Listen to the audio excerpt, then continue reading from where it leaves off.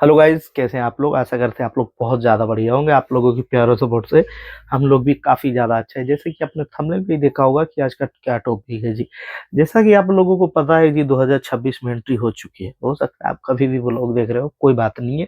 पर फिलहाल मैं 2026 में बेस्ट तरीके की बात करने वाला हूँ जॉब ढूँढने के लिए, कि मतलब 2026 में कौन से तरीके बेस्ट है जिसके कारण मैं मॉल में अच्छा से अच्छा मैं जॉब प्राप्त कर सकता हूँ।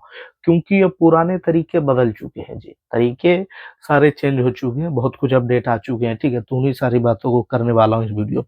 चैनल पे नए हो, वीडियो को लाइक कर देना, और वीडियो देख करके कैसा लगा कमेंट में फीडबैक जरूर दीजिएगा। नए हो सब्सक्राइब करके जुड़ जाना, ठीक है। और अगर जो सब्सक्राइबर ऑलरेडी हो तो शेयर कर देना अपने दोस्तों से कि भाई को सपोर्ट करिए, बिकॉज हम आप लोगों को सपोर्ट करते हैं।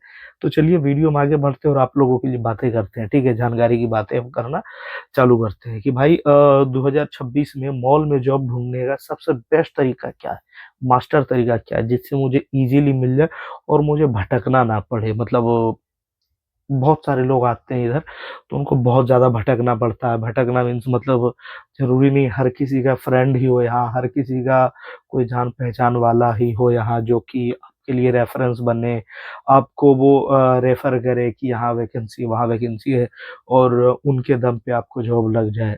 ज़रूरी नहीं है कि ऐसा हो, है कि नहीं? पर अगर जो कोई नहीं भी है हमारा फ्रेंड, कोई जानकारक नहीं है, पर मैं अगर जो दिल्ली जैसे शहरों में आता हूँ या कहीं भी जाता हूँ, मैं इजीली मैं कैसे जॉब ढूंढ सकता हूँ मॉल में, ये बताइए। तो यही सारी बात इस वीडियो में समझाना चालू करते हैं। देखिए, मॉल में जॉब ढूंढने के लिए बहुत सारी बातों पे निर्भर करते हैं। देखो बहुत सारे लोग जैसे कि सोच लेते हैं मैं मॉल में जॉब करूंगा, पर उसके अनुसार अगर जो आपके पास क्वालिफिकेशन ना हो, जैसे कि एक क्वालिफिकेशन सेट किया हुआ है ना, कि हाँ जी यहाँ आपको अगर जो इसको फुलफिल करते हो तब मैं आपको हायर कर सकता हूँ।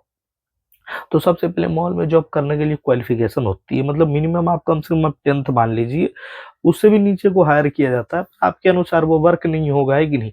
तो आप 10th मान करके चल सकते हैं कि कम से कम अगर जो आपकी क्वालिफिकेशन 10th है, 12th है, ग्रेजुएट हो तो अच्छी बात है, बहुत बढ़िया बात है। ग्रेजुएशन से ऊपर के हो तो और अच्छी बात है कि नहीं?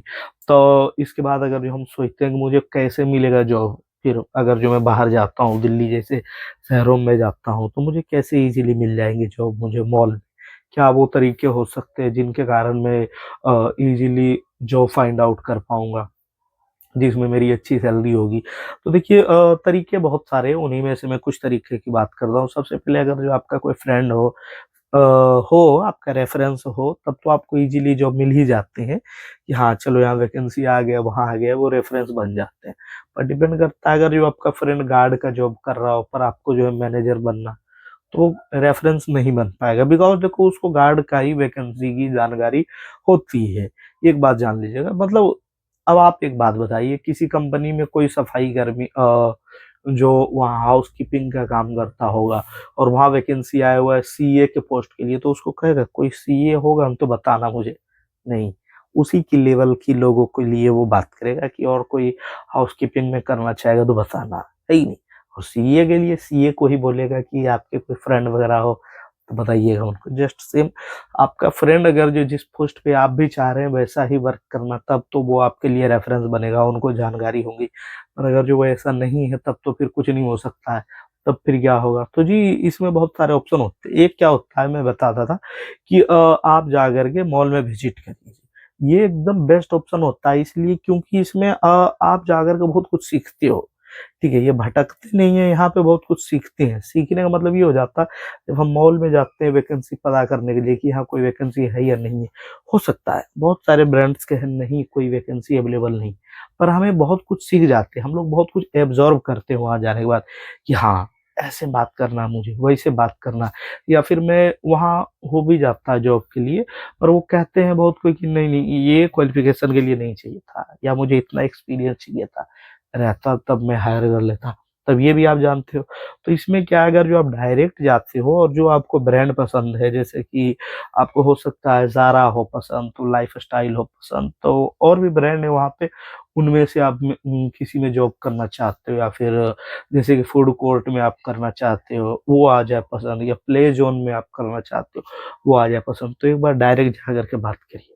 इसमें भी अगर जो आपको शर्म आती है तो अगला ऑप्शन बताएँगे, लेकिन डायरेक्ट बात करने से ये होता है कि आप उनके नज़र में आ जाते हो। हो सकता है वैकेंसी रही अवेलेबल तो वो आपको जॉब दे देंगे। होता क्या है जैसे कि 2-4 जब वैकेंसी रहती हैं अवेलेबल लिमिटेड, तो ज़रूरी नहीं है कि हर जगह वो शेयर ही कर दे या फिर मतलब वो अपने वेबसाइट वगैरह पे अपलोड कर दे।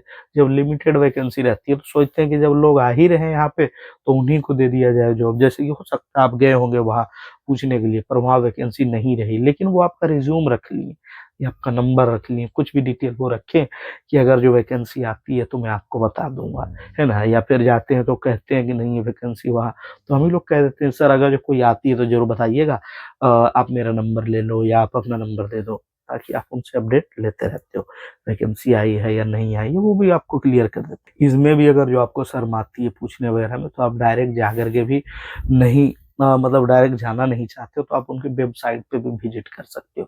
जैसे आप किसी मॉल को देख लिए, जैसे एग्ज़ाम्पल के लिए मैं समझता हूँ वेगस मॉल, जो कि द्वारका सेक्टर 14 में है। उसमें अगर जो मुझे जॉब करना होगा तो मैं क्या करूँगा? मेरे घर के पास से वो दूरी एग्ज़ाम्पल के लिए पड़े तो मुझे लग रहा है कि भाई ये तो दूरी है तो फिर मैं क्या करूँ? मुझे डायरेक्ट पूछने में भी अच्छा नहीं लगता, कह देते हैं वैकेंसी नहीं है, ठीक है। तो आप उनके वेबसाइट पे विज़िट करिए, ठीक है।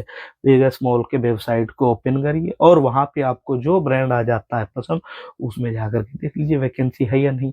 या फिर पूरे मॉल की भी वैकेंसी आप देख सकते हैं कि इस ब्रांड में वैकेंसी चल रही है। या फिर पर्टिकुलर मुझे जैसे कि ज़ारा में करना था, तो ज़ारा का मैं वहाँ पे वेबसाइट ओपन कर लूँगा और उसमें देख लूँगा इसमें वैकेंसी है या नहीं, है कि नहीं? सामने दिख जाएगी अगर जो है रिज़्यूम सबमिट कर दीजिए वहाँ पे अगर जो रिज़्यूम सबमिट करने का ऑप्शन दे रहे हैं तो। या फिर आप डायरेक्ट दे दो, वॉक इन इंटरव्यू चल रहा होगा, आप डायरेक्ट दे दीजिएगा जा कर के। जैसे कि लाइफ़स्टाइल में थर्सडे के थर्सडे वॉक इन इंटरव्यू चलता, तो आप डायरेक्ट चले जाओगे, वहाँ आपको अपडेट भी दिख जाएगा कि जी, है या नहीं है।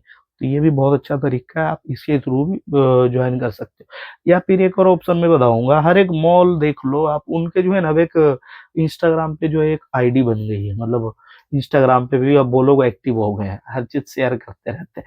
तो वहाँ भी वो लोग वैकेंसी की स्टोरी पे डाल देते हैं, ठीक है? कि इस ब्रांड में वॉक इन इंटरव्यू चल रही है या अर्जेंट हायरिंग चल रही है, अगर जो आप लोग जॉइन करना चाहते हैं, आइए वहाँ पे वेलकम है आपके लिए। हाँ, तो इन तरीकों के थ्रू आप इज़िली जो फाइंड आउट कर सकते हैं। और भी कुछ तरीके हैं, वो भी मैं बताऊँगा। एक तरीका इसमें से ये कहूँगा कि आप मेरे से इंस्टाग्राम पे जुड़ जाइए। मैं भी वैकेंसीज़ की वीडियोज़ को कुछ जैसे वैकेंसीज़ बहुत ज़्यादा होते हैं, उन पे मैं वीडियोज़ बनाने की कोशिश करता हूँ। लिमिटेड वैकेंसी पे इंस्टाग्राम पे मैं पोस्ट डाल देता हूँ, इंस्टा स्टोरी लगा लेता हूँ मैं अपनी। जैसे कि रिसेंट में अभी वैकेंसी चल रही थी एक्टिविटी की नेस्ले में, तो उसका भी मैं वहाँ भी पोस्ट किया था और मैं वीडियो भी बना दिया था। और होता है क्या बहुत सारी वैकेंसी जो 2 ही 4 लोगों को हायर करते हैं, तो मैं वहाँ जो है स्टोरी पे लगा देता हूँ, ताकि जिनको नीड है लिमिटेड लोगों को वो वहाँ जॉइन कर ले जा करके। इसलिए मुझसे इंस्टाग्राम पे भी ज़रूर जुड़िए और ध्यान रखिए, अगर जो आपको मॉल में जॉब करना है, तो जो मैंने ऑप्शन बताए इनका ध्यान रखिएगा। और क्या गलती आप लोग कर देते हैं, जब भी आप इंटरव्यू या फिर जॉब ढूँढने जाते हैं, तो जैसा-तैसा लुक बना कर के चले जाते हैं कि क्या पता जॉब मिलेगा थोड़ी ना, जाके पूछ लेता हूँ। नहीं, यही हो जाता है गलती, मन के हारे हार और मन के जीते जीते, ठीक है? तो आप बिल्कुल कॉन्फिडेंट होकर के जाइए कि हाँ, मेरी जॉब लग जाएगी, ठीक है?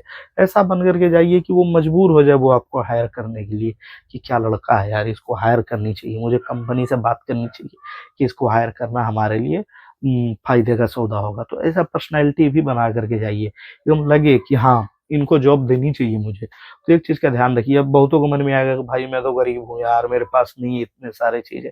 तो अगर जो आप दिल्ली जैसे शहरों में रहते हो तो बहुत सारे जगह पे आपने देखा होगा कपड़े वगैरह सस्ते-सस्ते मिल जाते हैं। वहाँ से जाकर के फॉर्मल पैंट, फॉर्मल शर्ट ले लीजिए। ज़रूरी थोड़ी है कि आप ब्रांड ही लो, एकदम महँगा-महँगा ही लो।